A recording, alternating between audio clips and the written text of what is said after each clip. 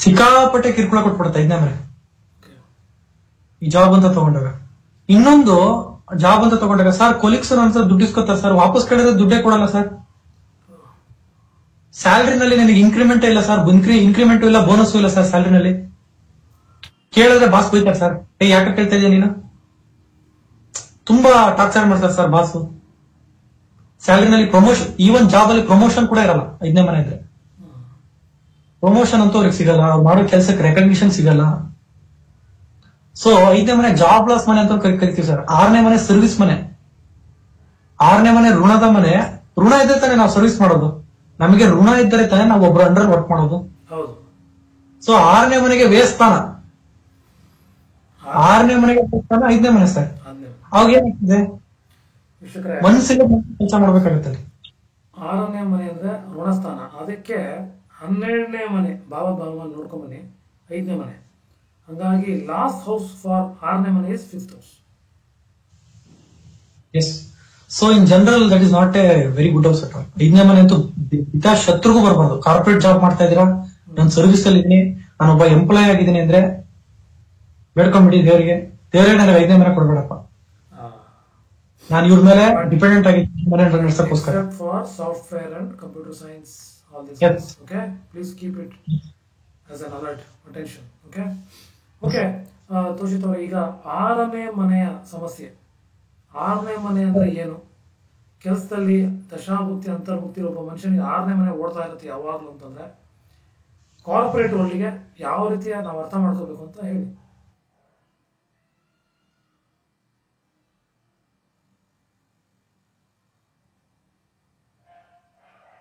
ತೋಷಿತ್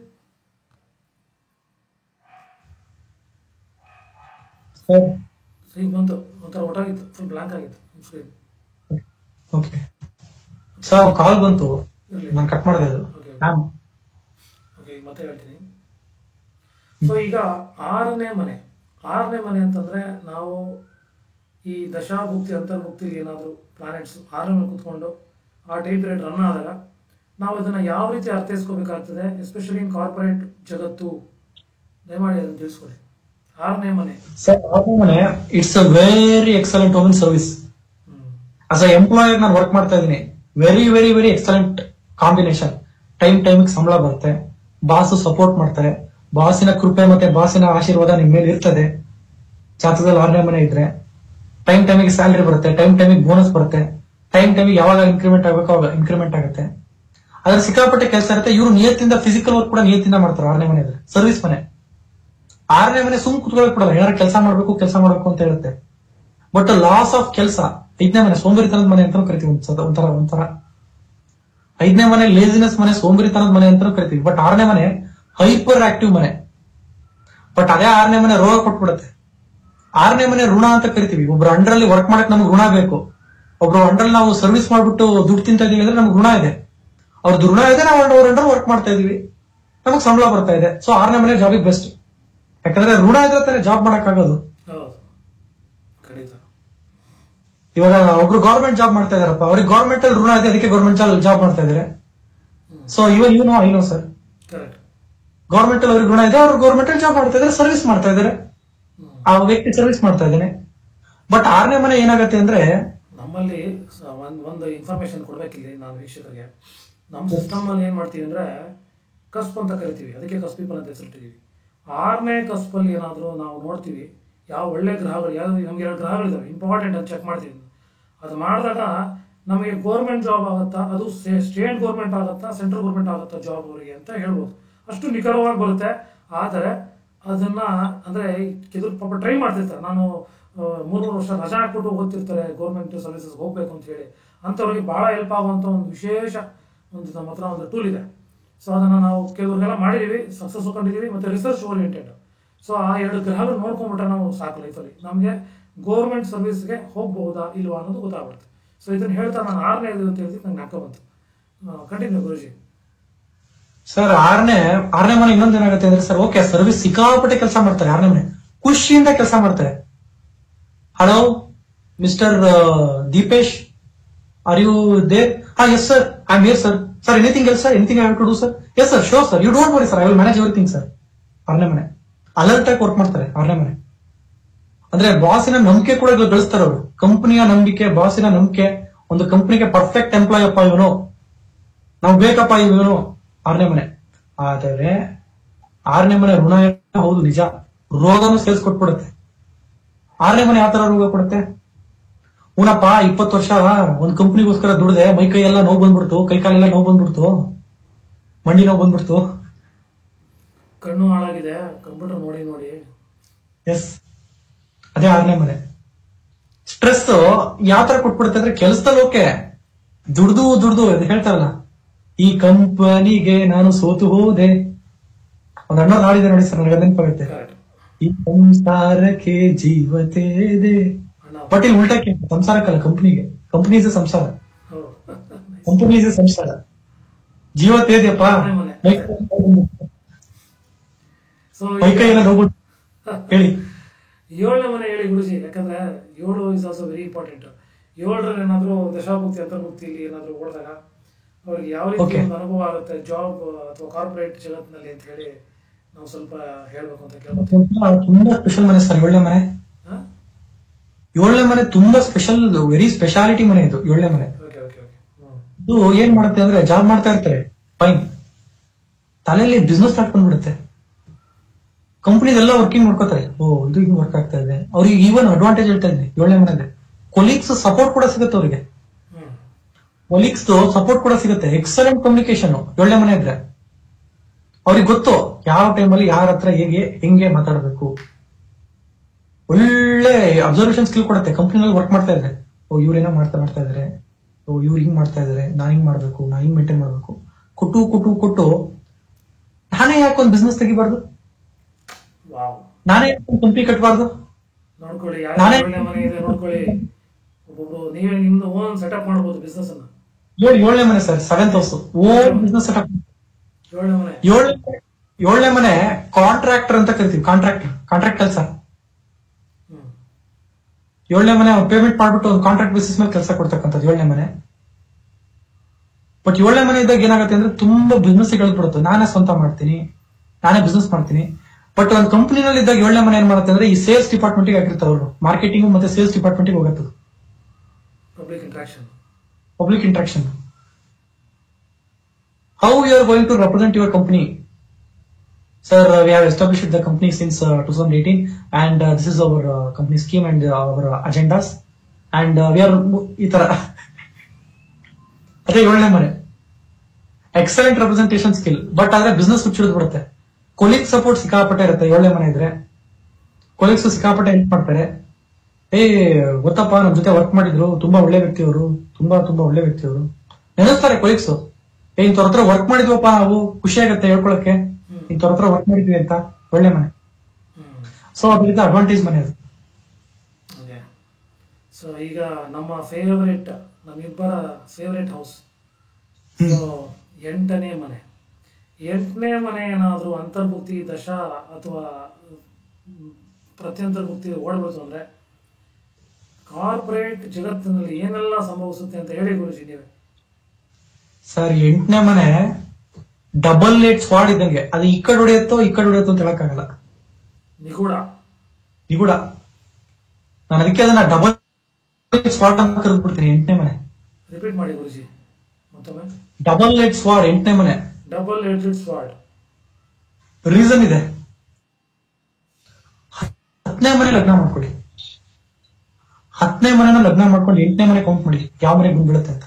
10ನೇ ಲಗ್ನ ಮಾಡ್ಕೊಂಡು 8ನೇ ಮನೆ, 10, 11, 12, 1, 2, 3, 4, 5, 6, 7, 8, 11ನೇ ಮನೆ. 10ನೇ ಮನೆ ಅಂದ್ರೆ ಕಂಪನಿಗೆ ಲಾಭದ ಮನೆ 8ನೇ ಮನೆ. 8ನೇ ಮನೆ ಅಂದ್ರೆ ಏನಾಗುತ್ತೆ ಅಂದ್ರೆ, ಸಿಕ್ಕಾಪಟ್ಟೆ ಬ್ರಿಲಿಯಂಟ್, ಅವ್ರಿಗೆ ಗೊತ್ತು ಯಾವ ಟೈಮಲ್ಲಿ ಎಲ್ಲಿಂದ ಲಾಭ ಕಿತ್ಬೇಕು, ಕಂಪನಿಗೆ ಹೆಂಗ್ ಲಾಭ ಮಾಡ್ಕೊಡ್ಬೇಕು ಅಂತ ಅವ್ರಿಗೆ ಸಕಾಲ ಗೊತ್ತಿರುತ್ತೆ 8ರವರೆಗೆ. They know the best resource, ಒಂದು ಕಂಪನಿಗೆ ಬೆಸ್ಟ್ ರಿಸೋರ್ಸ್ ಪರ್ಚೇಸಿಂಗ್ ಅಲ್ಲಿ, ಪ್ರೊಕ್ಯೂರ್ಮೆಂಟ್ ಅಲ್ಲಿ ಎಲ್ಲಿಂದ ಹುಡುಕೊಡ್ಬೇಕು, ಎಲ್ಲಿ ಯಾವ ರೇಟಿಗೆ ಪರ್ಫೆಕ್ಟ್ ರೇಟಿಗೆ ಪರ್ಫೆಕ್ಟ್ ರಿಸೋರ್ಸ್ ಎಲ್ಲಿ ಸಿಗತ್ತೆ ಸೂಪರ್ ಆಗಿ ಗೊತ್ತಿರುತ್ತೆ ಅವ್ರಿಗೆ. ಆದರೆ ನಾನು ಸಹ ಪರ್ಚೇಸಿಂಗ್ ಡಿಪಾರ್ಟ್ಮೆಂಟ್ ಅಲ್ಲಿ ಇದ್ದವನು, ಹಾಗಾಗಿ ಕಾರ್ಪೊರೇಟ್ ಜಗತ್ತಿನ ಬಗ್ಗೆ ನನಗೆಲ್ಲ ಗೊತ್ತಿರೋದ್ರಿಂದ ಅವ್ರು ಹೇಳ್ತಾ ಇರೋದು 8ನೇ ಮನೆ ನಿಜವಾಗ್ಲೂ ಬೇಕೇ ಬೇಕು, especially procurement and supply chain ಜ್ಞಾಪಕ ಇಟ್ಕೊಳ್ಳಿ. ಒಂದು ಕಂಪನಿಗೆ ಸಿಕ್ಕಾಪಟ್ಟೆ ಲಾಭ ಮಾಡ್ಕೊಡ್ತಾರೆ, ಆದರೆ ಕಂಪನಿ ಇವ್ರಿಗೆ ಲಾಭ ಮಾಡಲ್ಲ ಅಷ್ಟೇ. ಎಕ್ಸಾಕ್ಟ್ಲಿ. ಕಂಪನಿ ಇವ್ರಿಗೆ ಲಾಭ ಮಾಡ್ಕೊಡಲ್ಲ. ತುಂಬಾ ಪ್ರೆಷರ್ ಆಗತ್ತೆ ಕಂಪನಿಯಿಂದ, ತುಂಬಾ ಇವ್ರಿಗೂ 8ನೇ ಮನೆ ಇರೋದ್ರಿಂದ ತುಂಬಾ ಪ್ರೆಷರ್ ಬಂದ್ಬಿಡುತ್ತೆ. ಒಂದು ಚೂರು ಏನಾದ್ರೂ ಮಿಸ್ಟೇಕ್ ಆದ್ರೆ ಕೇಸ್ ಹಾಕ್ಬಿಟ್ಟು ತೆಗಿತಾರೆ. ಹಂಗಿಂಗ್ ತೆಗಿಯಲ್ಲ, ಕೇಸ್ ಹಾಕ್ಬಿಟ್ಟು ಅಲಿಗೇಷನ್ಸ್ ಕೇಸ್ ಎಲ್ಲ ಹಾಕ್ಬಿಟ್ಟು ತೆಗೆದ್ಬಿಡ್ತಾರೆ ಕಂಪನಿಯಿಂದ. 8ನೇ ಮನೆ sir, you are supplying something for us but it is a cheap product sir. ನೀವು ರಾ ಮಟೀರಿಯಲ್ ನಮ್ಗೆ ಸಪ್ಲೈ ಮಾಡ್ತಾ ಇದ್ರೆ ಬಟ್ ಆ ರಾ ಮಟೀರಿಯಲ್ ಸರಿ ಇಲ್ಲ ಸರ್, ಅದು ಡಮ್ಮಿ ಮಾಲೆಲ್ಲ ಸಪ್ಲೈ ಮಾಡ್ತಿದ್ದೀರಾ ಸರ್ ನೀವು. 8ನೇ ಮನೆ ಸರ್, ಅದು ಯಾರು ನಿಮಗೆ ಲೈಸೆನ್ಸ್ ಕೊಟ್ರು ಸರ್? ಲೈಸೆನ್ಸ್ ಇಲ್ದೇ ಇರೋದು, ನೀವು ಅದನ್ನ ಆಡಿಟಿಂಗ್ ಕೂಡ ಮಾಡಿಲ್ಲ, ಹಾಗೆ ನಮ್ಗೆ ಸಪ್ಲೈ ಮಾಡ್ತಿದ್ದಾರೆ ಸರ್. ಅದೇ ಹಿಂಗ್ ಬಂತು ಸರ್ ಅದು. 8ನೇ ಮನೆ ಅದೇನು ಇಲ್ಲ ಅಂದ್ರೆ ನಿಮ್ಮಲ್ಲಿ ಕೇಸ್ ಹಾಕ್ಬಿಟ್ಟು ತೆಗಿತಾರೆ. Oh is a fake, this guy is a fake, ಅವ್ನು ನಂಬೇಡಿ, ನಮ್ಮ ಬಗ್ಗೆ ಫೇಕ್ ಆಗಿ ಹಬ್ಬಿಸ್ಬಿಡ್ತಾರೆ. ಅವರೆಲ್ಲೋ ಕಂಪ್ಲೀಟ್ ತೊಗೊಳಕ್ ಹೋಗ್ಬೇಡಿ, ಇಸ್ ಅನ್ಫಿಟ್ ಫಾರ್ ಜಾಬ್, ಅವ್ನು ಫ್ರಾಡ್ ಮಾಡಿದ್ದ, ಅವನು ವ್ಯಕ್ತಿ ಫ್ರಾಡ್ ಅವನೇ.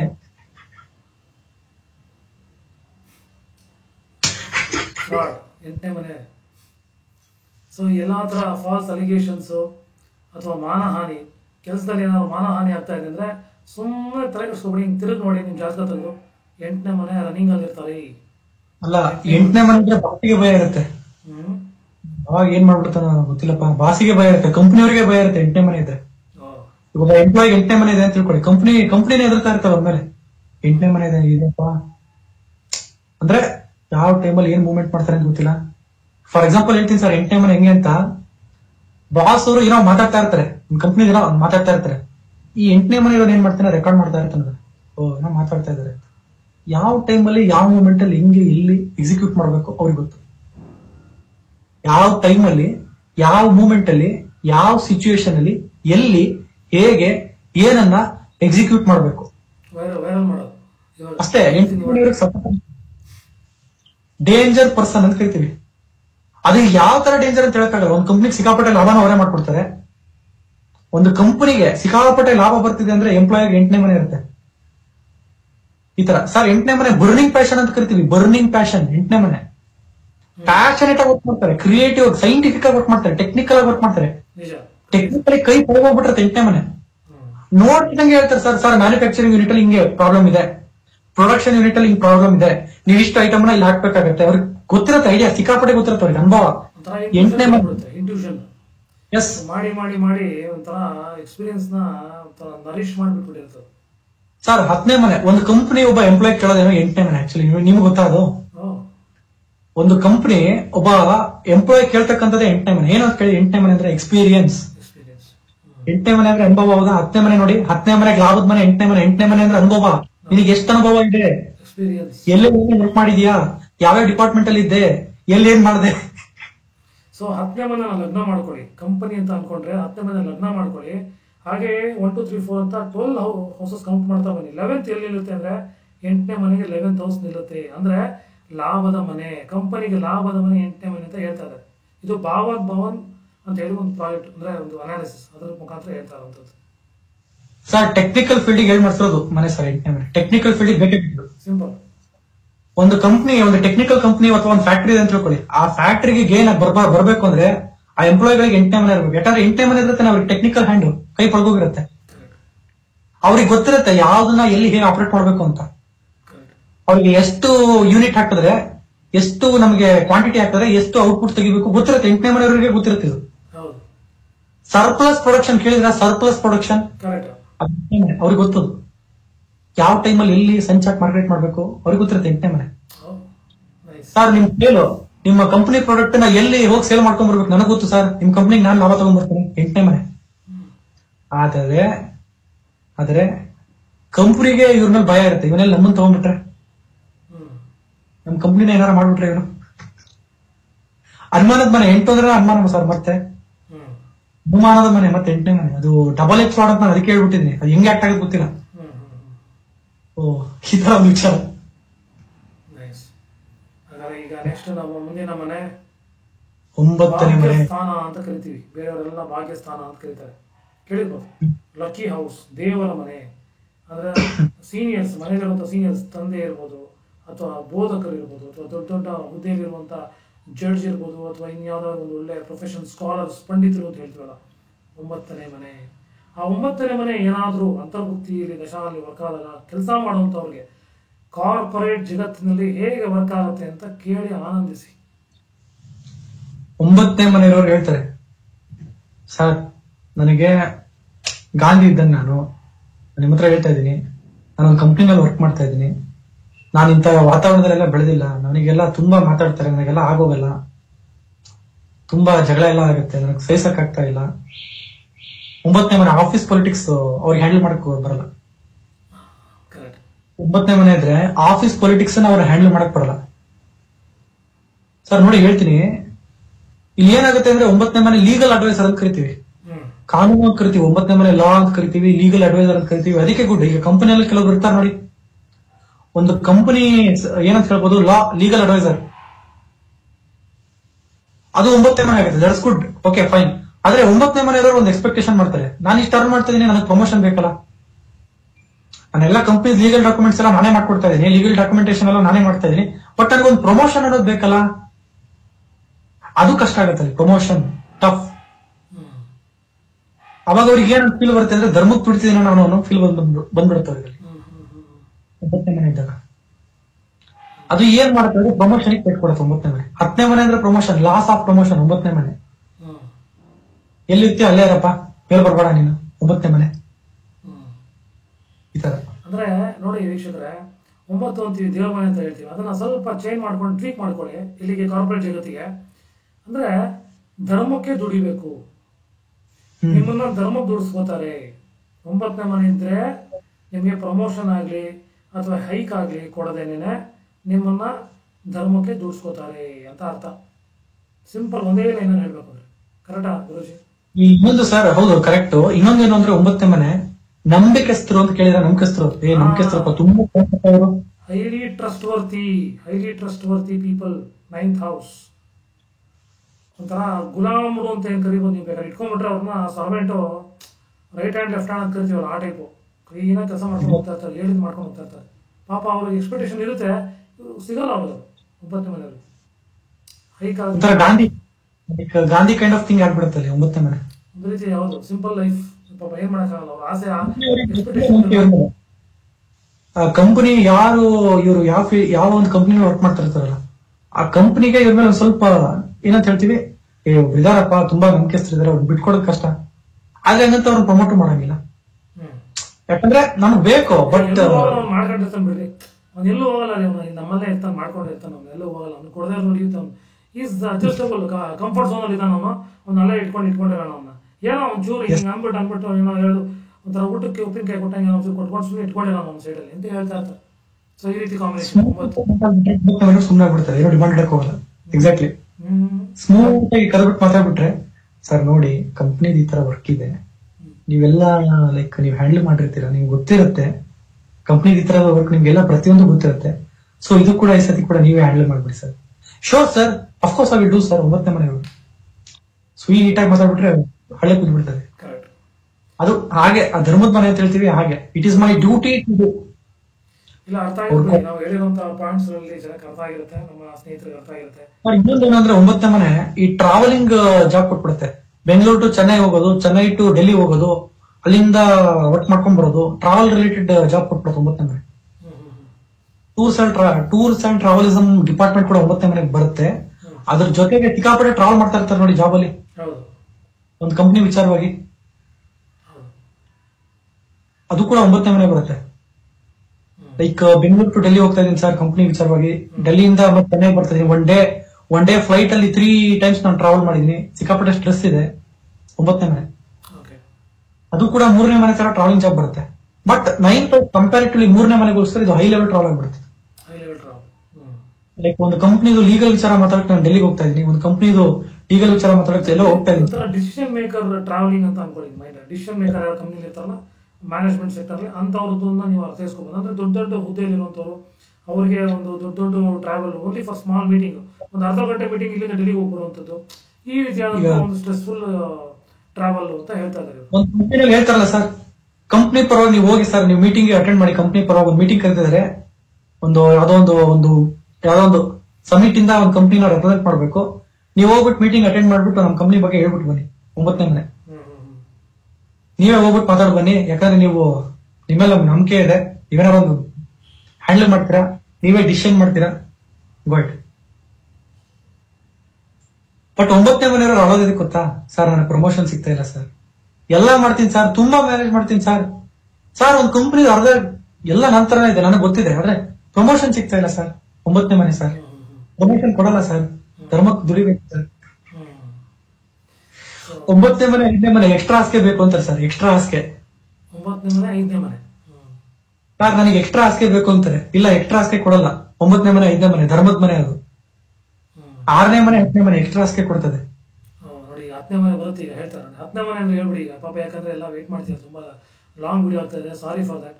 ನಾವು ಯಾಕಂದ್ರೆ ತುಂಬಾ ಜನ ಕಾರ್ಪೊರೇಟ್ ನಮ್ಮ ಹತ್ರ ಬರೋದ್ರಿಂದ ಅವ್ರಿಗೂ ಸಹ ನಾವು ಹೇಳಿ ಇದನ್ನ ನೋಡ್ಕೊಂಡ್ಬಿಟ್ರೆ ನಿಮ್ಗೂ ಅರ್ಥ ಆಗ್ಬಿಡುತ್ತೆ ಯಾವ ರೀತಿ ನಡೀತಾ ಇದೆ ಅಂತ ಹೇಳಿ, ಡಿಕೋಡ್ ಮಾಡ್ಲಿಕ್ಕೆ ಅನುಕೂಲ ಆಗುತ್ತೆ ಅಂತ ಹೇಳ್ತಾ 10ನೇ ಮನೆ ಬಗ್ಗೆ ಹೇಳಿ ಗುರುಜಿ. ಸರ್ 10ನೇ ಮನೆ ಒಂದು company MD, CEO, management director, managing. Simple ಆಗಿ being a corporate myself, designation ಅಂತ ಏನಾದ್ರು ನಿಮಗೆ ಟ್ಯಾಗ್ ಲೈನ್ ಬರಬೇಕು ಅಂತಂದ್ರೆ vice president, associate vice president, managing director, chairman and CEO, CFO, CPO ಇದೆಲ್ಲ ಇದೆಯಲ್ಲ, ಅದಕ್ಕೆಲ್ಲ 10ನೇ ಮನೆ ಇದ್ರೆ ಮಾತ್ರ ಸಾಧ್ಯ. ಎಕ್ಸಾಕ್ಟ್ಲಿ 10ನೇ ಮನೆ ಇದ್ರೆ ಅವರೇ ಒಂದು ಕಂಪ್ನಿ ಕಟ್ಟಿದ್ರೆ, ಲೈಕ್ ನಾರಾಯಣ ಮೂರ್ತಿ ಅಂಡ್ ಸುಧಾಮೂರ್ತಿ, ಇನ್ಫೋಸಿಸ್, ನೀವೇನ್ ಕೇಳಿದಿರ ಸರ್, ಇನ್ಫೋಸಿಸ್ ಆತರ, Steve jobs, apple company Steve jobs. So 10ನೇ ಮನೆ ಅವರೇ ಒಂದು ಕಂಪ್ನಿ ಕಟ್ಟಿದ್ರೆ ಅವರೇ ಒಂದಿಷ್ಟು ಚೆನ್ನಾಗಿ ಕೆಲಸ ಕೊಡೋದು. ಬಟ್ 10ನೇ ಮನೆದು ಪ್ರಮೋಷನ್ ಕೊಡುತ್ತೆ, ದಟ್ಸ್ ಗುಡ್, ಓಕೆ. ಕರಿಯರ್ ಅಲ್ಲಿ ಪ್ರೋಗ್ರೆಸ್ ಮತ್ತೆ ಗ್ರೋತ್ ಕೊಡುತ್ತೆ ಸರ್. ಈ ಉಪಚಯ ಸ್ಥಾನ ಅಂತ ಕರಿತೀವಿ, 3ನೇ ಮನೆ, 6ನೇ ಮನೆ, 10ನೇ ಮನೆ, 11ನೇ ಮನೆ, they grow very well with time. They are the corporate world ಮನೆಗಳು. 3, 6, 11 ಉಪಚಯ ಸ್ಥಾನ ಅಂತ ಕರಿತೀವಿ. They grow very well with time, they progress with time. ಈಗ ಒಂದು ವರ್ಷದಲ್ಲಿ ನಾನು 1 ವರ್ಷದ ಇನ್ಕಮ್ ಬಂದ್ಬಿಟ್ಟು, for example assumption, just assume ನಾನು 1 ವರ್ಷದ ಇನ್ಕಮ್ ನನಗೆ ಒಂದು 5 ಲಕ್ಷ ಇತ್ತು.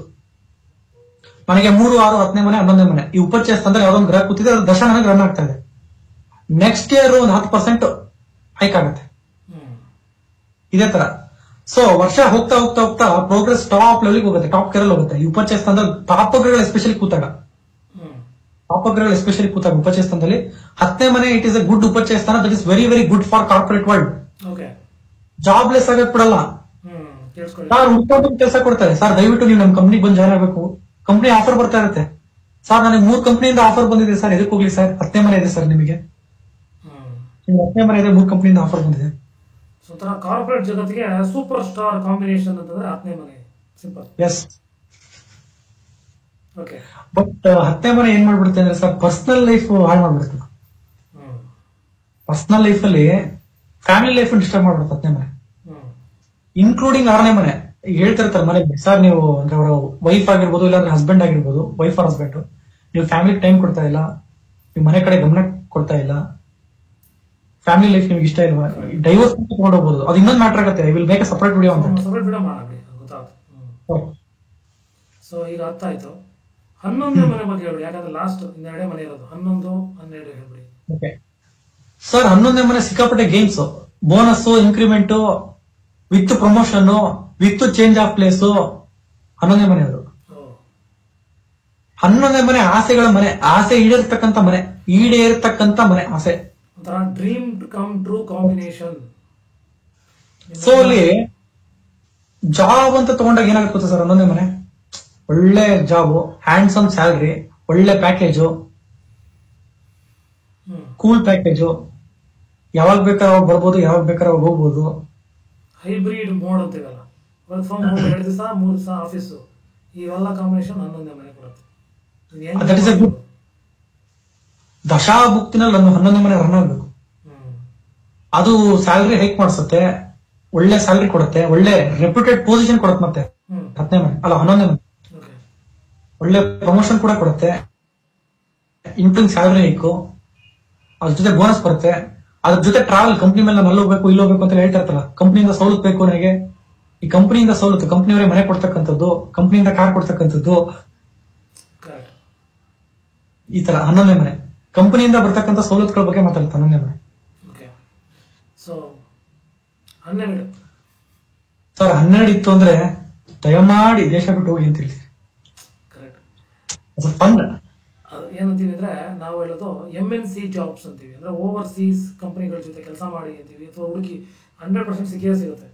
MNC ಜಾಬ್ಸ್ ಅಂತ ಬಂದಾಗ ಮಲ್ಟಿನ್ಯಾಷನಲ್ ಕಂಪನೀಸ್ ಕೆಲಸ ಮಾಡಬೇಕು ಅಂದ್ರೆ 12ನೇ ಮನೆ ಇರಲೇಬೇಕು.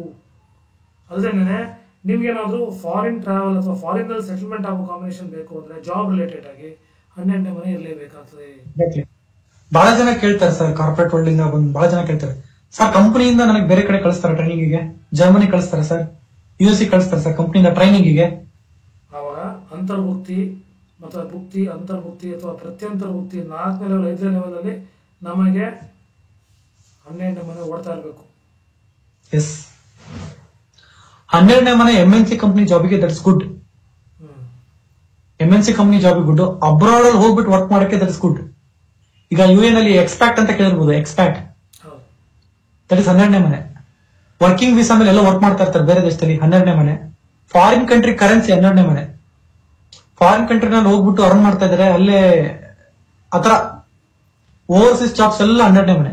ಆದ್ರೆ 12ನೇ ಮನೆ ಏನಾಗತ್ತೆ ಅಂದ್ರೆ ಸರ್, ಮದರ್ ಲ್ಯಾಂಡ್ ಇಂದ ದೂರ ಹೋಗ್ಬೇಕು ಅಂತ ಹೇಳುತ್ತೆ 12ನೇ ಮನೆ. ನೀವು ಬೆಳಿಬೇಕಲ್ಲ ಈ ಜೀವನದಲ್ಲಿ, ನೀವು ಉದ್ಧಾರ ಆಗ್ಬೇಕಾ, ನೀವು ಪ್ರೋಗ್ರೆಸ್ ಆಗ್ಬೇಕಾ ಲೈಫ್ ಅಲ್ಲಿ, ಮದರ್ ಲ್ಯಾಂಡ್ ಇಂದ ಅಂದ್ರೆ ನೀವು ಹುಟ್ಟಿರ್ತಕ್ಕಂಥ ಪ್ರದೇಶದಿಂದ ಊರಿಂದ ಒಂದ್ ಸ್ವಲ್ಪ ತುಂಬಾ ಆಚೆ ಹೋಗ್ಬೇಕು, ತುಂಬಾ ತುಂಬಾ ದೂರ ಹೋಗ್ಬೇಕು ನೀವು ಗ್ರೋ ಆಗ್ಬೇಕು ಅಂದ್ರೆ ಲೈಫ್ ಅಲ್ಲಿ, ಕಾರ್ಪೊರೇಟ್ ವರ್ಲ್ಡ್ ಅಲ್ಲಿ ಗ್ರೋ ಆಗ್ಬೇಕು ಅಂದ್ರೆ. ಸೊ ಸ್ಥಾನ ಪಲ್ಲಟ ಅಂತ ಕರಿತೀವಿ ನಾವು ಒಂದು ವರ್ಡ್, ಸ್ಥಾನ ಪಲ್ಲಟ. ನೀವು ಕೇಂದ್ರ ಸ್ಥಾನ, ನೀವೆಲ್ಲಿ ಮನೆ ಇದೆಯಾ ಅಥವಾ ನಿಮ್ಮ ಊರಿದೆ ಎಲ್ಲಿ ಕೆಲಸ ಮಾಡ್ತೀರಾ ಅದು ಬಿಟ್ಟು ದೂರ ಹೋಗುವಂಥದ್ದು, ಕುಟುಂಬ ಬಿಟ್ಟು ಗೊತ್ತಿಲ್ದಿರೋ ಜಾಗ, ಗೊತ್ತಿಲ್ದಿರೋ ಜಾಗ, ಗೊತ್ತಿಲ್ದಿರೋ ಊರು, ಗೊತ್ತಿಲ್ದಿರೋ ಜನ, ಗೊತ್ತಿಲ್ದಿರೋ ಭಾಷೆ 12ನೇ ಮನೆ. ಅಲ್ಲಿ ಹೋದ್ರೆ ಯಶಸ್ಸು ಕೊಡುತ್ತೆ. ಎಷ್ಟೋ ಜನ ಹೇಳ್ತಾರೆ ಸರ್, ಐಲೆಟ್ಸ್ ಬರಿತಾ ಇದೀನಿ, GRE ಕೊಡ್ತಾ ಇದೀನಿ, ಪ್ರೊಫೈಲ್ ಕ್ಲಿಯರ್ ಆಗ್ತಾ ಇಲ್ಲ ನಂದು, 12th ಹೌಸ್ ಪ್ರಾಮಿನೆಂಟ್ ಆಗಿರ್ಬೇಕಲ್ಲಿ ಸರ್, ನನಗೆ ವೀಸಾ ಸಿಗ್ತಾ ಇಲ್ಲ ಸರ್, ವರ್ಕಿಂಗ್ ವೀಸಾ ಸಿಗ್ತಾ ಇಲ್ಲ, ಫಾರಿನ್ ಕಂಟ್ರಿ ವರ್ಕ್ ಮಾಡ್ಬೇಕು ಅಂತೀನಿ, ಎಲಿಜಿಬಿಲಿಟಿ ಎಲ್ಲ ಇದೆ, 12th ಹೌಸ್ ಇಲ್ಲ sir. Like it place a very important role. 12th house ದೇಶದಿಂದ ಆಚೆ ಹೋಗ್ಬೇಕಂದ್ರೆ 12ನೇ ಮನೆ ಬೇಕು. ಓಕೆ, ಬಟ್ 12th ಹೌಸ್ ಒಂದ್ ಏನಾಗುತ್ತೆ ಅಂದ್ರೆ ಸರ್, ಇಲ್ಲಿ ಬ್ಯಾಡ್ ಆಗ್ಬಿಡುತ್ತದು. ನಾವು ಒಂದೇ ಊರಲ್ಲಿ ಕೆಲಸ ಮಾಡ್ತಾ ಇದೀವಿ, ಗೊತ್ತಿರೋ ಜನ ಇದಾರೆ, ಗುರುತು ಪರಿಚಯ ಎಲ್ಲರೂ ಗೊತ್ತು ಅಂದ್ರೆ 12th ಹೌಸ್ ಒಂದ್ ಸ್ವಲ್ಪ ಅದು ಒಂಥರ 8ನೇ ಮನೆ ತರ ವರ್ಕ್ ಆಗ್ಬಿಡುತ್ತದೆ. ಅದು ಒಂಥರ ಸ್ವಲ್ಪ ಬ್ಯಾಡ್ ಕಾಂಬಿನೇಷನ್ ಕೊಟ್ಬಿಡ್ತದೆ. MNC ಕಂಪನಿಯಲ್ಲಿ ಜಾಬ್ ಇದ್ರೆ that is good. Okay, MNC job good ಅಂತ ನಾವ್ ಹೇಳಿದ್ವಿ 12th ಹೌಸ್.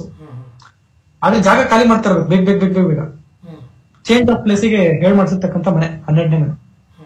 12ನೇ ಮನೆ ಕೂಡ ಮಾನಸಿಕವಾಗಿ ಸ್ಟ್ರೆಸ್ ಕೊಡುತ್ತೆ, ತುಂಬಾ ಸೆನ್ಸಿಟಿವ್ ಸರ್ 12ನೇ ಮನೆ ಬಹಳ ಇರ್ತದೆ. ಅವರಿಗೂ ಕೂಡ ಆಫೀಸ್ ಪೊಲಿಟಿಕ್ಸ್ ಹ್ಯಾಂಡಲ್ ಮಾಡಕ್ಕಾಗಲ್ಲ 12ನೇ ಮನೆ. ಬಾಸ್ ಏನಾರ ಒಂದು ಮಾತನ್ನಂಗಿಲ್ಲ, ಬಾಸು ಆಲ್ರೆಡಿ ಸ್ಟಾರ್ಟ್ ಆಗಿರುತ್ತೆ ಕಣ್ಣಲ್ಲಿ, ಜೋಕ್ ಫಾಲ್ಸು ಎಲ್ಲ ಸ್ಟಾರ್ಟ್ ಆಗಿರ್ತಾರೆ ಕಣ್ಣಲ್ಲಿ, ಅಂದ್ಬಿಟ್ರು ಆ ಸ್ಟ್ರೆಸ್ ಹ್ಯಾಂಡಲ್ ಮಾಡಕ್ಕಾಗಲ್ಲ, ತುಂಬಾ ಸೆನ್ಸಿಟಿವ್ ಮನೆ 12ನೇ ಮನೆ. ಸೊ ದಿಸ್ ವಾಸ್ ನೋಡಿದ್ರಲ್ಲ ವೀಕ್ಷಕರೇ, ಸ್ನೇಹಿತರೆ, ತಾವು ಕಾರ್ಪೊರೇಟ್ ಜಗತ್ತು ಯಾವ ರೀತಿ ನಡೆಸ್ಕೊಡುತ್ತೆ ನಮ್ಮನ್ನ ಅನ್ನೋದು ನಮ್ಮ ಗೋಚಾರದಲ್ಲಿ ಗೊತ್ತಾಗ್ತಾ ಹೋಗುತ್ತೆ. ಎಸ್ಪೆಷಲಿ ದಶಾಭುಕ್ತಿ, ಅಂತರ್ಭುಕ್ತಿ ಅಲ್ಲಿ ನೋಡಿದಾಗ ನಮಗೆ ಈವೆಂಟ್ಸು ಏನಾಗ್ತಾ ಇದೆ ಅನ್ನೋದು ಕರೆಕ್ಟಾಗಿ ಪ್ರೆಡಿಕ್ಟ್ ಮಾಡ್ಬೋದು. ಮತ್ತು ನನಗೆ ಯಾವ ಪ್ರಮೋಷನ್ ಬರುತ್ತೆ ಅಂತ ಕೂಡ ನಾವು ನೀಟಾಗಿ ನೋಡ್ಕೋಬೋದು ಪ್ರಶ್ನಾಶಾಸ್ತ್ರದಲ್ಲಿ. ಹಾಗೆಯೇ ನನಗೆ ಯಾವಾಗ ಜಾಬ್ ಚೇಂಜ್ ಅಂತ ಬಂದಾಗ ಇಂಟರ್ವ್ಯೂ ಆಗಿರುತ್ತೆ ಒಂದೆರಡು ಕಂಪ್ನಿಗಳಲ್ಲಿ, ಅದು ಸಹ ನಾವು ನಿಖರವಾಗಿ ಹೇಳುವಂಥ ಒಂದು ಪ್ರಕ್ರಿಯೆ ನಮ್ಮಲ್ಲಿದೆ. ಸೊ ಹೀಗಾಗಿ one more thing I forgot, change of ಜಾಬ್ಗೆ 5ನೇ ಮನೆ 9ನೇ ಮನೆ ಬೇಕು ಸರ್. ಕೆಲಸದಿಂದ ಸ್ಥಾನ ಪಲ್ಲಟ, ಕಂಪನಿನೇ ಚೇಂಜ್ ಮಾಡ್ತಾ ಇದೀನಿ ನಾನು, 5ನೇ ಮನೆ 9ನೇ ಮನೆ, change of company, change of job 5 ಮತ್ತೆ 9. ಸೊ ಇದನ್ನ ನಾವು ಯಾಕೆ ಹೇಗೆ ನಿಖರವಾಗಿ ಹೇಳ್ತೀವಿ ಅಂದ್ರೆ, being our self worked for almost like 23-25 years ನಾವು ಕೆಲಸ ಮಾಡಿರೋದ್ರಿಂದ, ಜೊತೆಗೆ ಇಂಜಿನಿಯರ್ಸ್ ಆಗಿರೋದ್ರಿಂದ ವಿ ಕ್ಯಾನ್ ಡಿಕೋಡ್ ನಮ್ಮ, ನೀವು ಹೇಳ್ತಾ ಇದ್ರೆ ನಮಗೆ ರಿಲೇಶನ್ಶಿಪ್ ಸಿಗ್ತಾ ಹೋಗುತ್ತೆ, ನೀವು ಅನುಭವಿಸ್ತಾ ಇರುವಂಥ ಪೇನ್ ಏನಿದೆ ನಮ್ಗೆ ಗೊತ್ತಾಗ್ತಾ ಹೋಗುತ್ತೆ. ಸೊ ಅಸ್ಟ್ರಾಲಜಿಲೂ ನಾವು ಅದನ್ನ ಲಿಂಕ್ ಮಾಡಿ ನೀಟಾಗಿ ಡಿಕೋಡ್ ಮಾಡೋದಕ್ಕೆ ಹೆಲ್ಪ್ ಆಗುತ್ತೆ ಅಂತ ಹೇಳ್ತಾ, ನಮ್ಮ ಎಕ್ಸ್ಪರ್ಟೀಸು ಇದರಲ್ಲಿ ತುಂಬಾನು ಇದೆ. ಎಸ್ಪೆಷಲಿ ಕಾರ್ಪೊರೇಟ್ ಜಗತ್ತಲ್ಲಿ ತುಂಬ ಜನ ಕ್ಲೈಂಟ್ಸ್ ನಮಗೆ ಕಾರ್ಪೊರೇಟ್ ಜಗತ್ತಿಂದಲೇ ಬರ್ತಿದ್ದಾರೆ, ಬಿಕಾಸ್ ಆಫ್ ನಡೀತಾ ಇರುವಂಥ ಸ್ಕಿನಾರಿಯೋ. ಹಾಗಾಗಿ ನಿಮ್ಮೆಲ್ರಿಗೂ ಒಳ್ಳೇದಾಗಲಿ, ನಿಮ್ಮ ಕಂಪ್ನಿಯಲ್ಲಿ ನಿಮಗೆ ಚೆನ್ನಾಗಿ ನೋಡ್ಕೊಳ್ಳಿ ಅಂತ ಹೇಳ್ತಾ ನಮಸ್ಕಾರ. ನಮ್ಮ ಈ ಸಂಚಿಕೆಯನ್ನು ದಯಮಾಡಿ ವೀಕ್ಷಣೆ ಮಾಡಿ. ತುಂಬ ಲಾಂಗ್ ವಿಡಿಯೋ ಆಯಿತು, ಹಾಗಾಗಿ ಕ್ಷಮೆ ಇರಲಿ ಅಂತ ಹೇಳ್ತಾ ಧನ್ಯವಾದಗಳು. ಧನ್ಯವಾದಗಳು ನಿಮಗೂ ಸಹ.